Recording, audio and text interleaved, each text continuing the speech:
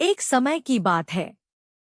एक नगर में एक धनी व्यापारी अपनी पत्नी और परिवार के साथ रहता था। उसके घर में धन धान्य की कोई कमी नहीं थी, लेकिन उसकी पत्नी बृहस्पतिवार के व्रत और भगवान विष्णु, बृहस्पति देव, की पूजा में विश्वास नहीं करती थी। वह गुरुवार के दिन भी घर की सफाई करती, बाल धोती और पीले वस्त्र या पीली वस्तुओं का सम्मान नहीं करती थी। एक दिन भगवान बृहस्पति साधु का वेश धारण करके उसके घर भिक्षा मांगने आए।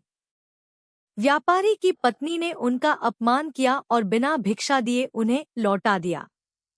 भगवान बृहस्पति ने शांत भाव से कहा, जिस घर में गुरुवार का सम्मान नहीं होता, वहां सुख और समृद्धि अधिक समय तक नहीं टिकती। कुछ ही दिनों में व्यापारी का व्यापार ठप हो गया। घर का धन समाप्त हो गया और परिवार को कठिनाइयों का सामना करना पड़ा। दुखी होकर व्यापारी की पत्नी को अपनी गलती का एहसास हुआ।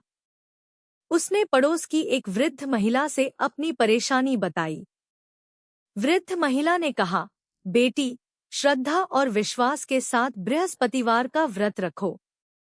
भगवान विष्णु और देवगुरु बृहस्पति की पूजा करो। पीले वस्त्र धारण करो, पीले फूल, चने की दाल, गुड़ और केले का भोग लगाओ। व्रत कथा सुनो और जरूरतमंदों को दान दो। उसने अगले गुरुवार से पूरे मन से व्रत रखना शुरू किया।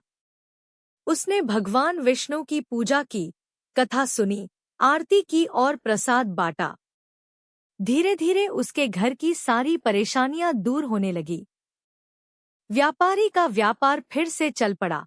घर में सुख शांति और समृद्धि लौट आई। परिवार के सभी सदस्य प्रसन्न रहने लगे। यह देखकर नगर के अन्य लोगों ने भी बृहस्पतिवार का व्रत श्रद्धा से करना शुरू कर दिया। भगवान बृहस्पति की कृपा से सभी के जीवन में सुख, शांति और उन्नति आने लगी। कथा से शिक्षा। यह कथा हमें सिखाती है कि भगवान के प्रति श्रद्धा, सच्ची आस्था, दया, दान और अच्छे कर्म करने से जीवन की कठिनाइयां दूर होती हैं।